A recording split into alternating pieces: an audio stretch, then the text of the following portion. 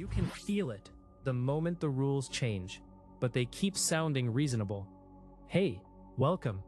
Today is about moving the goalposts in the talking stage, especially when you stop apologizing and they suddenly go vague right when details matter.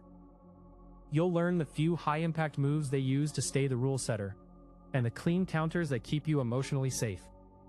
Picture this. You ask, "So what's the plan for Saturday?" They go warm first. "I love how chill you are." Then they isolate. "Let's not overplan. Just prove you're down for me." Now the weekend plan becomes a loyalty test, and you lose leverage without noticing. Your feelings are data, not a verdict. Do this. Shift from argument to decision. Say, "If we can't pick a time and place, I'm making other plans." The weekend plan that turns into a loyalty test. You're not the bigger person here. You're the one being trained to follow rules you never agreed to. Here's how it hits.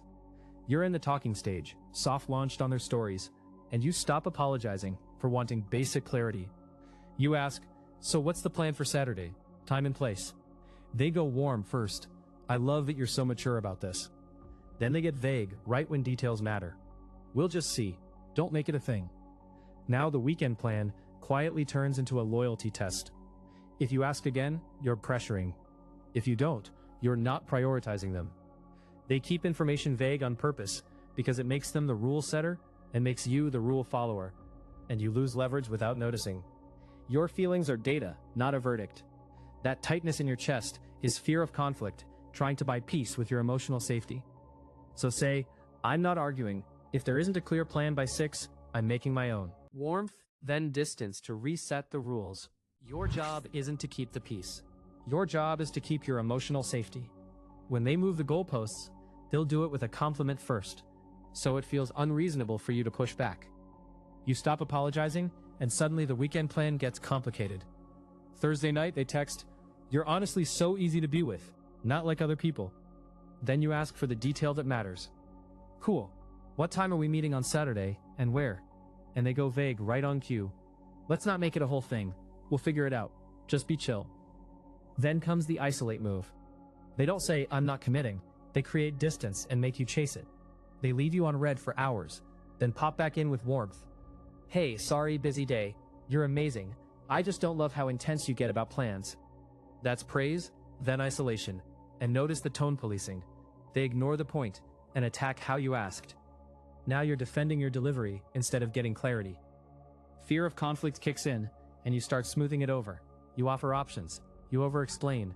You shrink. And without noticing, you lose leverage, because the plan quietly turns into a loyalty test. If you're cool, you'll wait. If you ask again, you're too much. Here's the counter move that protects your agency. Repeat your boundary without justification, and shift from argument to decision. No paragraphs, no debate, no proving you're chill. Just a clean line, said once, then acted on. So say, "I'm down to see you. I need a time and place by tomorrow at noon. If not, I'm making other plans." Bait a reaction, then judge the reaction. You're not here to manage their comfort. You're here to protect your leverage and your emotional safety. When they can't make you apologize anymore, they'll try to make you react. You're in the talking stage, soft launch territory. You ask for a clean weekend plan, not a vague "we'll see." You say, "What time Saturday, and are we staying in the city or going out?" They hit you with praise first. "I like you. You're different. You're so direct." Then they isolate you from your own question. They go vague right where details matter. "Babe, it's not a business meeting. We'll figure it out." And then comes the harmless joke that always crosses a line, the one designed to pull your fear of conflict.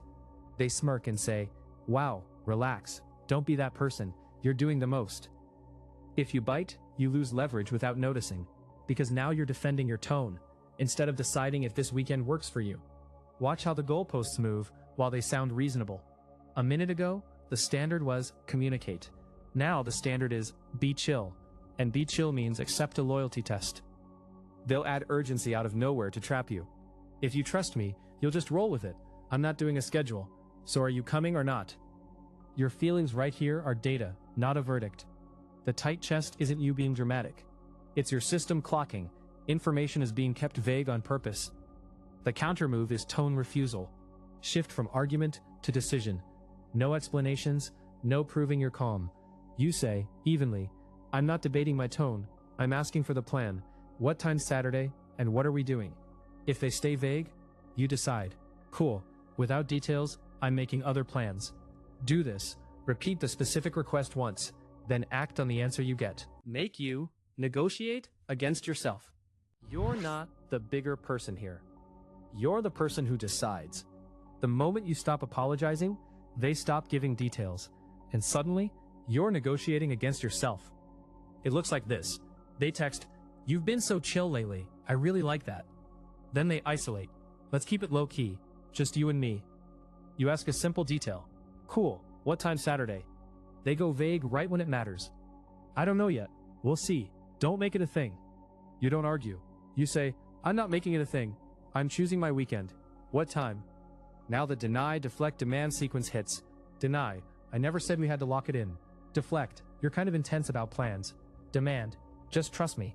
If you're easygoing, you'll be flexible. And the goalposts move while sounding reasonable. The weekend plan isn't a plan anymore. It's a loyalty test. If you accept the vagueness, you lose leverage without noticing. You start offering concessions. Okay, I can be free all day. Just tell me when. That's the trap. Your fear of conflict turns into compliance, and your emotional safety gets traded for being chill. Your feelings are data, not a verdict. The data says when accountability shows up, clarity disappears. So you shift from argument to decision. Mirror their clarity back at them. Totally get wanting it low-key. I'm available Saturday if we pick a time by Friday at 5. If not, I'm making other plans. Do this, give one clear decision point. Quick recap and comment prompt. You're not the referee here. You're the decision maker. Watch the pattern. Praise, then isolate. Then the rules change. Friday they text, "You're easy. I like that." Then go vague. "We'll see." When you ask for a time, they say, "Why are you making this a thing?" Your feelings are data. Choose. So say, no details, no plan. You're not here to keep the peace. You're here to protect your emotional safety. Here's the move. You ask, "So Saturday, are we doing dinner at 7 or not?" They go vague right when details matter. "Relax, you're amazing. I just don't love being controlled." Then they isolate. If you were really about this, you wouldn't need a plan. Now the weekend plan becomes a loyalty test, and you lose leverage without noticing. Your feelings are data, not a verdict. Shift from argument to decision. So say, no details, no plans. Let me know by Friday. Like and subscribe if you want more.